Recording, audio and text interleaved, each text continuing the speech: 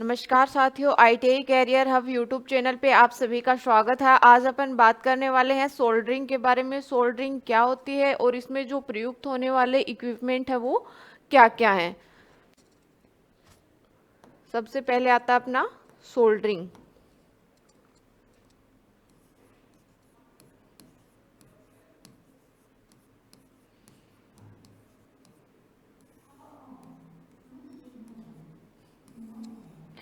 Soldering क्या होता है? दो समान या भिन्न धातुओं के तारों के टुकड़ों को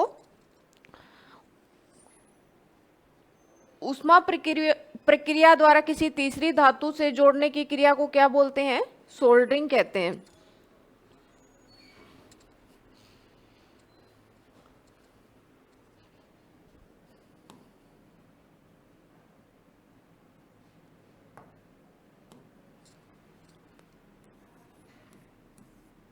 दो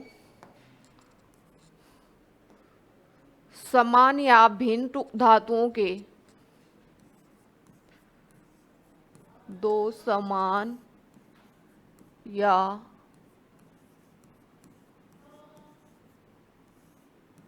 भिन्न धातुओं के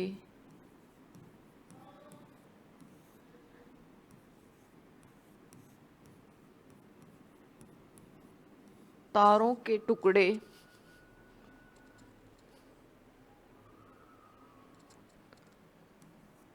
तारों टुकड़ों आदि को ऊष्मा प्रक्रिया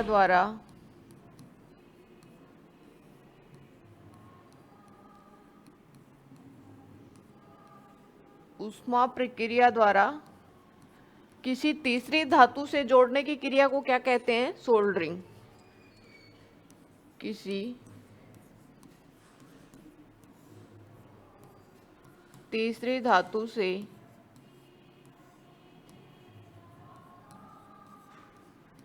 जोड़ने की क्रिया को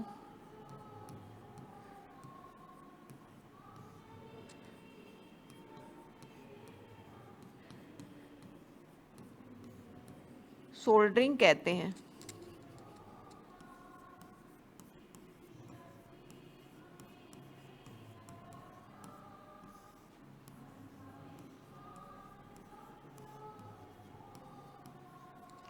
दो समान या भिन्न धातुओं के तारों टुकड़ों आदि को ऊष्मा प्रक्रिया द्वारा किसी तीसरी धातु से जोड़ने की क्रिया को क्या कहते हैं?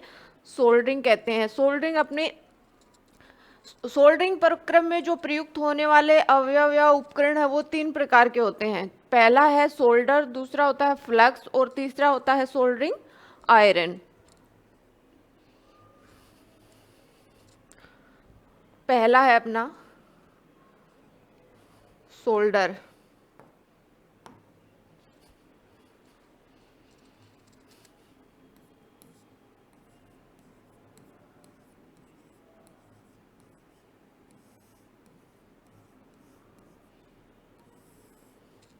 सोल्डर क्या होता है? सोल्डर मुख्यतः निम्न प्रकार के होते हैं।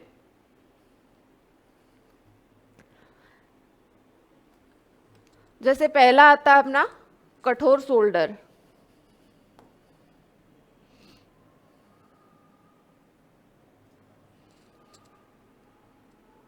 पहला है अपना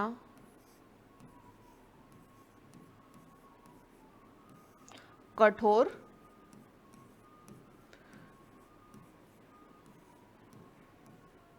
सोल्डर।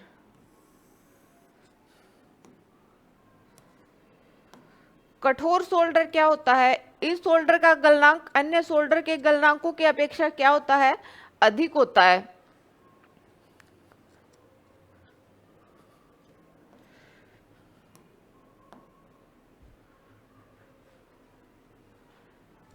इस सोल्डर का गलनांक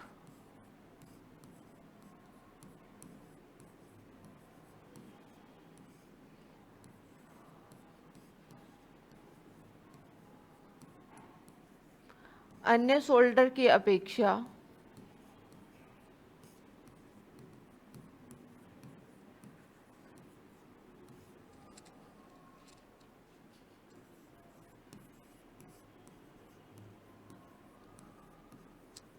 अधिक होता है।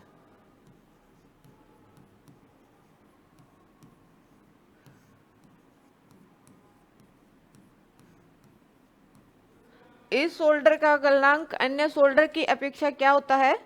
अधिक होता है। और इसका उपयोग कहाँ किया जाता है? इसका उपयोग तांबा, पित्तल, लोहा आदि धातुओं के बड़े आकार के टुकड़ों या मोटे तारों केबल के जोड़ों पर टाका लगाने के लिए इसका प्रयोग किया जाता है। उपयोग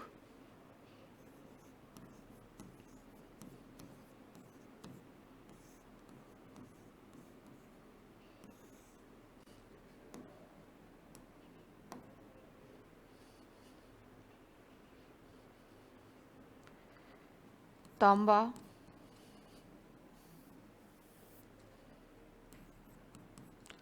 पीतल,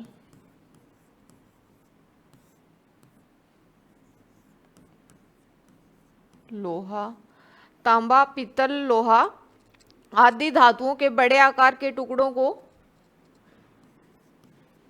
आदि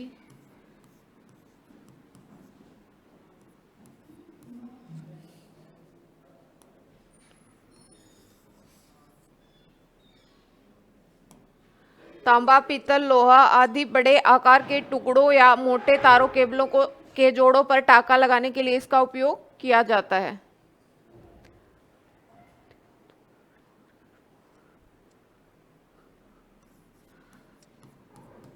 आदि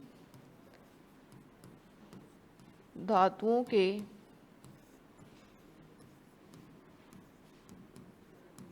बड़े आकार के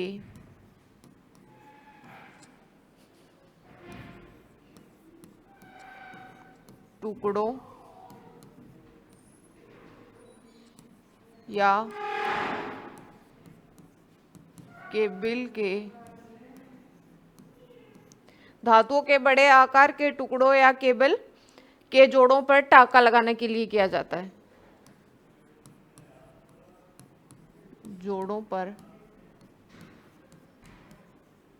टाका लगाने के लिए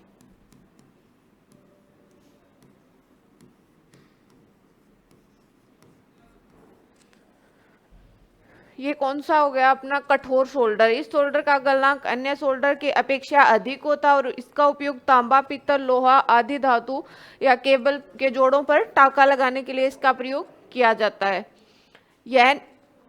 यह निम्न प्रकार का होता है। जैसे पहला आता है अपना स्प्लेटर सोल्डर।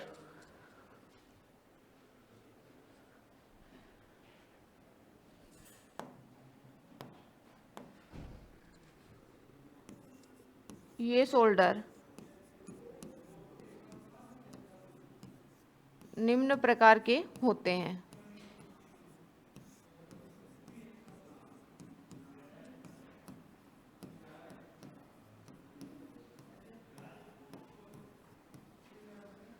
इसमें पहला आता है अपना स्प्लेटर सोल्डर।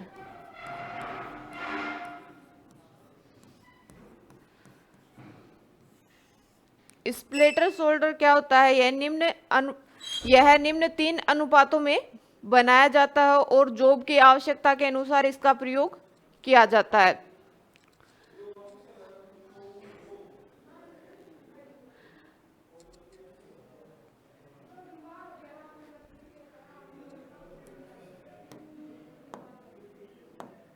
यह जॉब की आवश्यकता के अनुसार बनाया जाता है। आवश्यकता अनुसार बनाया जाता है। स्प्लेटर सोल्डर होता है ये अपना आवश्यकता अनुसार बनाया जाता है। जैसे तांबा 50% और जस्ता 50%। अगर तांबा 67% है तो जस्ता अपना कितना हो जाएगा? 33%। और तांबा 50% है तो जस्ता 37% और टिन 13%।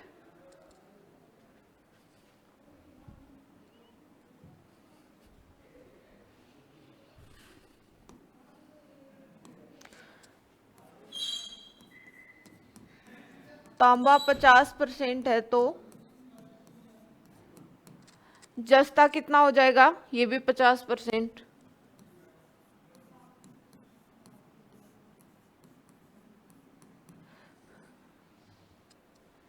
स्प्लिटर सोल्डर होता है ये अपना जॉब की आवश्यकता के अनुसार बनाया जाता है। अगर तांबा 67% है तो जस्ता 33%।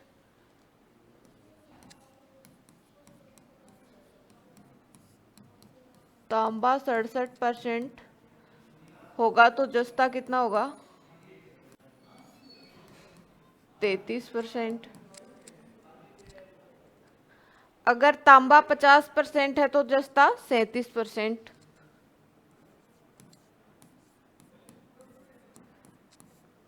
तांबा 50% है तो जस्ता 37%। और इसका उपयोग कहाँ किया जाता है, प्लम्बर एवं शीट मेटल व्यवसाय में ब्रेजिंग करने के लिए। उपयोग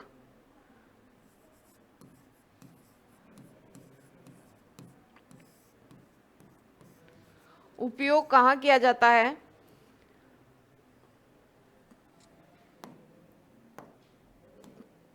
प्लम्बर एवं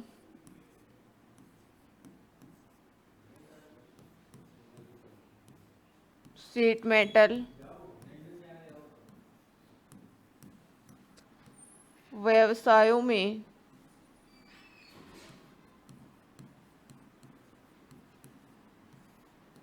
ब्रेजिंग करने के लिए।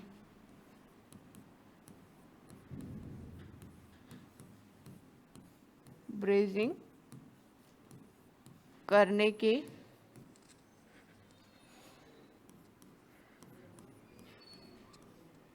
ये अपना कौन सा हो गया, स्प्लिटर सोल्डर।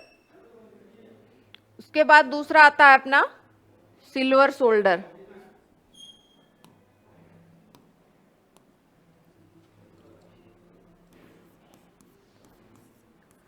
सिल्वर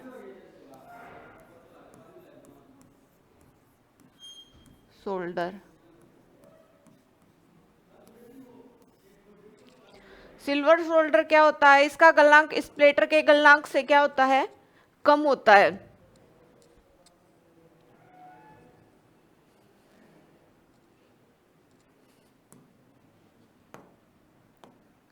इसका गलनांक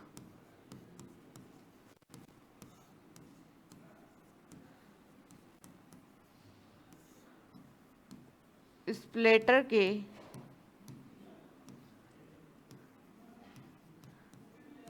गलनांक से कम होता है।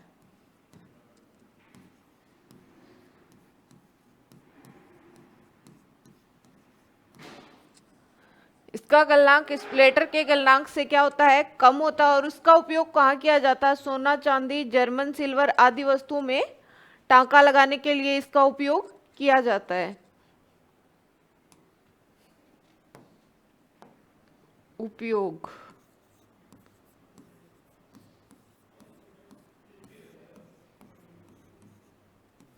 उपयोग कहाँ किया जाता है,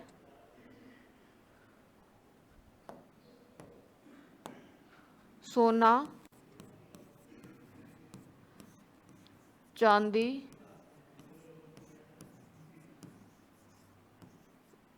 जर्मन सिल्वर आदि वस्तुओं पर टांका लगाने के लिए।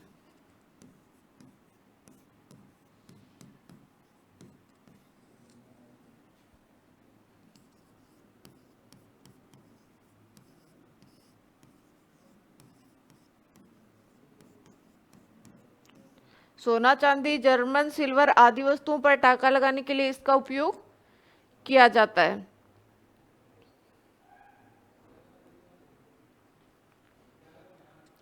जैसे तांबा 33% है तो चांदी 67%, चांदी की वस्तु में टांका लगाने के लिए इसका उपयोग किया जाता है। जैसे पहला है, तांबा अगर 33% है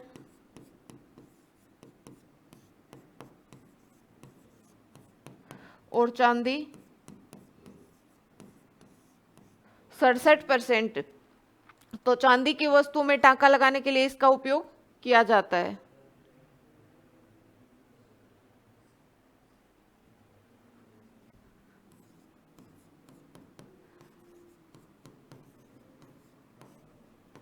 चांदी की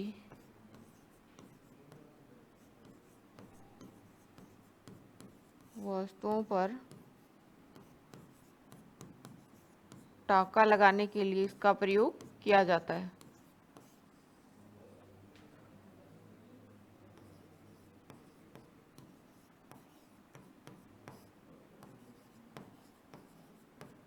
टांका लगाने के लिए किया जाता है।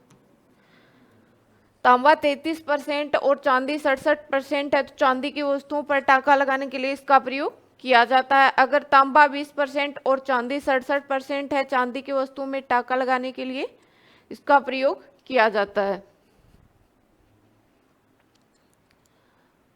उसके बाद आता है अपना दूसरा नरम सोल्डर। ये है अपना सिल्वर सोल्डर और दूसरा अपना नरम सोल्डर।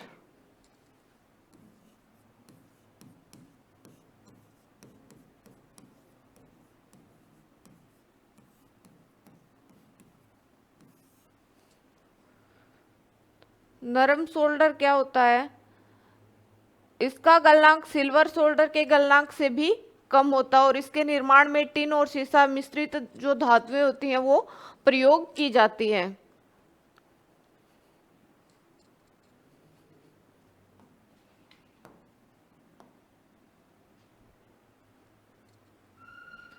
इसका गलनांक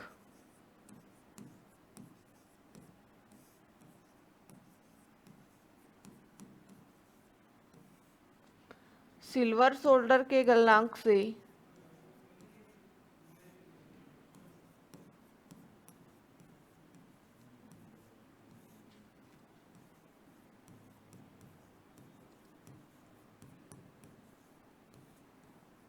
क्या होता है? कम होता है।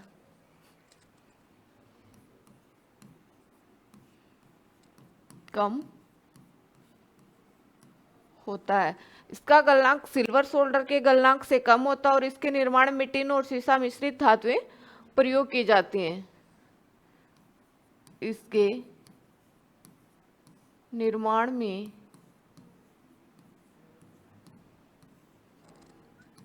टिन और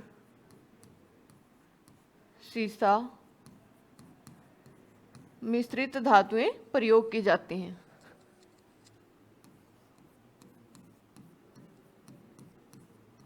मिश्रित धातुएं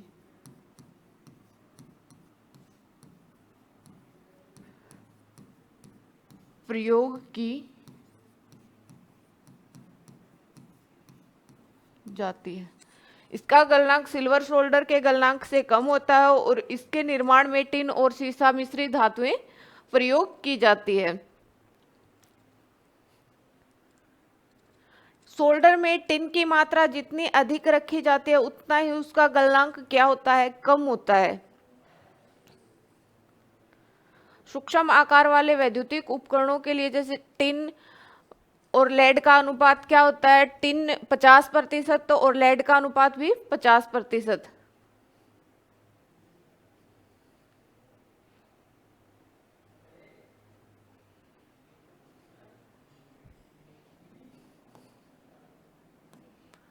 टिन अनुपात लेड। टिन का अनुपात कितना है? 50% और लेड का भी 50। वाला सोल्डर क्या होता है? 50% टिन और 50% लेड का अनुपात वाला जो सोल्डर होता है वो इसमें उपयुक्त होता है।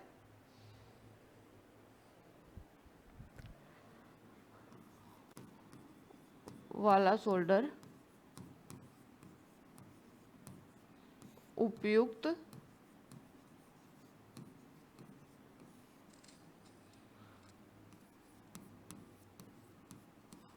होता है।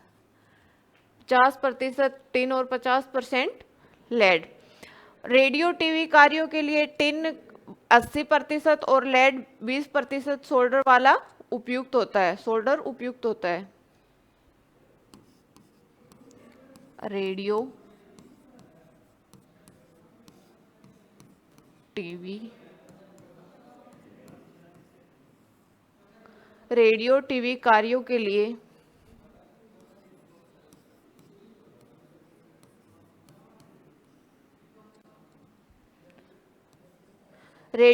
कार्यों के लिए टिन अनुपात लेड, टिन अनुपात लेड। टिन कितना है? 80%। और लेड कितना है? 20% वाला सोल्डर उपयुक्त होता है।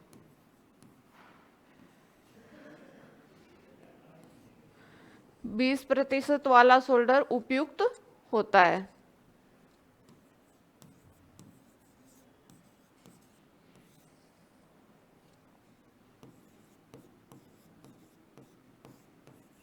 ये हमारा कौन सा हो गया? नरम सोल्डर। आज के लिए इतना ही, मिलते हैं नेक्स्ट क्लास में।